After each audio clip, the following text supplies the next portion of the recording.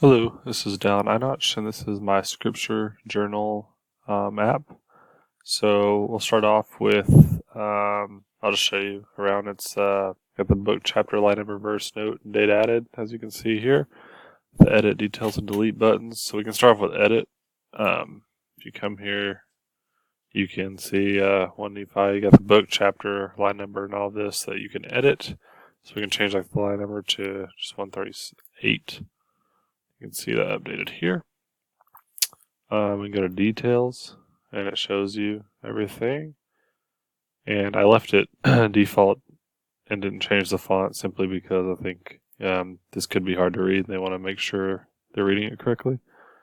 And then you can go to delete. So this is the 1 Nephi. We'll delete it. As you can see, it's gone. And then we can add another one back. So I'll just type in some nonsense.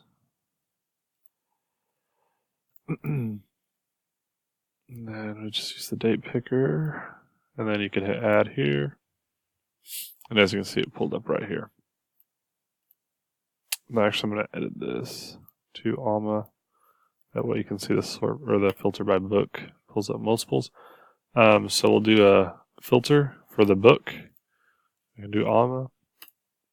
As you can see, both Almas came. You can do like Psalm. And that pops up. And you can also search by keyword. So, great. Hopefully one of them has great. So, yeah. So it's a great reminder. Then you can do like and. I'm sure multiple have. Oh, nothing.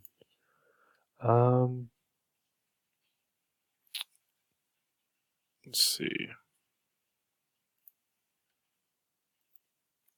Just going to change this to we and then search. Okay, so these both have we. You can see it pulls up both. Also, you can sort by book.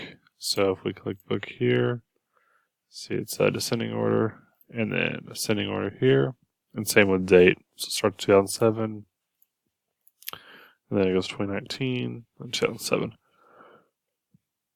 And then I used the Google font was like a handwriting font because I thought it kind of fit with like a journal theme. And changed a few of the CSS in it to make it look a bit nicer than the defaults. And yeah, that about sums up my scripture application. Thank you for watching.